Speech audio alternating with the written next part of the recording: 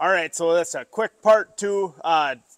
They've got quite a few really cool whites, and you've got, like I've definitely a deer guy, but I always had kind of a soft spot for those white workhorses. Been a good tractor. And, yeah, they're pretty cool because they're the last of the just all mechanical. Yeah. I mean, they're the last of the Oliver, really. It is, yeah. We had a brand new Massey Ferguson here a few years ago, and too many electronic parts in that thing, we got rid of it. Bought an older tractor to replace it again. So yeah, something we can work on. Yep. Yeah, a little head scratching about why AGCO has decided that they want to abandon all the core brands. But yeah, I don't know either. It's corporate decisions sometimes aren't the best. Because I mean, I always think of Fendt for sprayers and yeah. Massey Ferguson for corn planters, but well, I guess there's smarter people than me that seem to know these things. Well, that's debatable. So this one's a 170. It's got the, what is it? 8.3. 8.3 Cummins in it. And is this an earlier workhorse? Because it doesn't say. Yeah, this one does say AGCO, doesn't it? Yeah, it's got the AGCO sticker on the grill. Oh, okay. How many hours are on this one? About 3,200, I think. Okay, well, that is low hours. Yeah. So yeah, it was good shape when we bought it. Then another one here. Another one, two-wheel drive. I used to plant corn with this one, but I just needed the front wheel assist to make the corn planter really run right. 16 rows, it's enough. Yeah. You know, and you guys got fairly flat ground, but still, it's. Yeah. Yeah, there was places when you turn, you were really riding the brake to get it to come around. How long have you had this one? Probably 6 years. Okay. And that other one we've only had for a couple of years. Now there's one more workhorse. Yeah, and you've owned that one a long time? Yeah, we've had that about 20 years. Okay. My daughter-in-law drives this one. And she's the only one who drives this tractor. Huh. She chops stalks with it. It's Her grill is actually coming. Needs to be put up. She drives it all the time. Oh, I missed that. I had to turn it off for a second. That's fine. That's fine. But, so I figured you guys would probably like to see a 2180 because 2180 turboed. Yep. Yeah, we turboed this one. It's pretty sharp. We used to pull it up through Clifton Hollow with a 650 bushel wagon on it. We never had to shift down. It's just quiet as could be, right? Yeah. It is quiet. No muffler, just the turbo. Yep. Hollow. So this is the 195. It's an earlier one. Yep, so this would be an Allied white. Yep. This was the big horse, right? That was a big tractor in its day. So this would be the final, the final Oliver tractor, really. Yep. Right? The biggest Oliver tractor.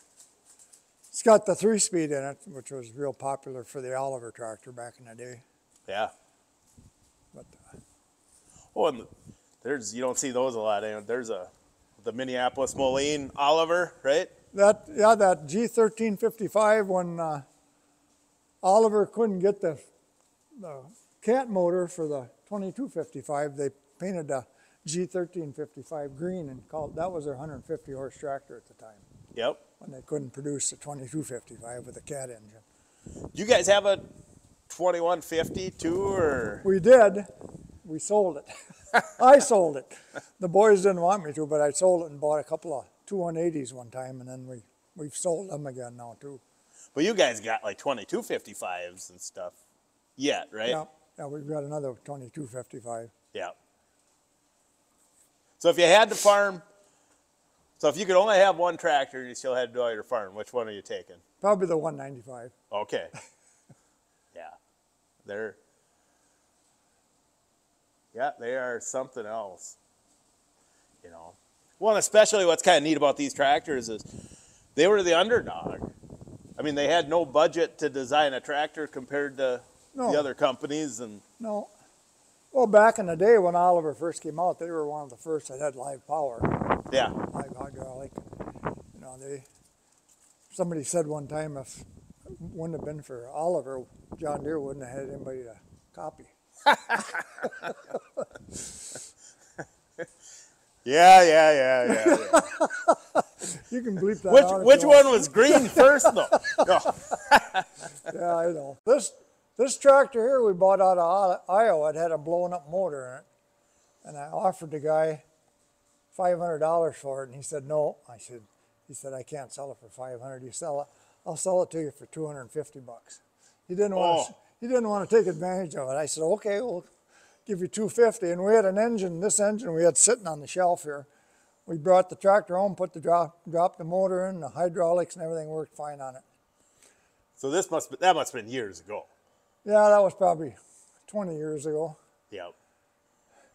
Yeah, so they had what, a 3160 or 3150 originally. Okay. Then they switched over to the 3208. But that was a big tractor in its day. Oh yeah. You had one with a cab too at one time, didn't you? This one had a cab on it. We took it off. We put the Okay. fender tanks on. So this one here, now I remember as a kid, this thing was pretty dominant at pulling. It did real well, yep. And now the story I heard is you guys went over to Stan's to look at a tractor, and this was sitting on the manure spreader. No, it was sitting under a pile of lumber. Oh, We were looking at it 88, and the guy says, "You're looking at the 990?" And I said, "What 990?" And he goes, "No, 990's over there under in that shed there. We got it covered up with lumber. Just hadn't been used for a few years." because these are a very rare tractor, aren't they? It's pretty rare, yeah. There's not a lot of them around. Yep. We took it up to Votech school one time and dynoed it, and we were running at high RPMs, but it had about 185 horse. But you wouldn't want to run them that way very long. No. But it's quiet. The neighbors never knew you were doing field Yeah, work with yeah. the 990, did they? Yeah, no, that was Screaming Jimmy. Yep. Yeah, nothing is better at turning diesel fuel into noise than a two-stroke Yeah, Detroit. no, they make a lot of noise. Yeah. That's why they weren't popular. They just made too much noise. Yep. Then they got the 1950s that came out with a 454. We got one of those too, right? We got a couple of them sitting there. Oh, there's one right there. That's the one I used to pull. Okay. And then the other one, yeah. But now you did say that this tractor here This is has been probably we bought that in 1968, I think, and that's had a loader on it its whole life. And it's been abused and abused more, and it just keeps on running. Now, would this be is this a Waukesha in It's this? a Waukesha 283 gas. Okay. Yeah. Been overhauled once. My son overhauled it when he was in Votech school. We were supposed to get it painted, but we didn't. Put the loader back on it and never got it painted. So where did this one come from then if you bought 60? This one, a guy, his name was Joe Sindler, he used to be a blockman for Oliver. He found it from my dad, I don't know, someplace in Minnesota. Was it new? Yep, brand new. Okay. It was brand new in 68. Oh, wow. So that 1655, that Hinneker, you don't see a lot of Oliver colored Hinnekers. That's No. original, ain't it? Yep, There. that's the way that tractor came too. We should probably look at that because that is pretty neat. So that's a low hour 1655, ain't it? Yep. Yeah, it's pretty neat to see a Hinneker in nice shape. Yeah, everybody ripped them off. I know. And it's all right. It's got a heater in it. It keeps you warm. We haul a lot of manure, whether we're hauling manure. But you didn't run her up and down the road in the salt, though. No, it's been a good tractor. Yeah. Then the 1850 there with the Perkins in it, that's a good tractor too. It turns nice and short, handy tractor. We use that on the round baler.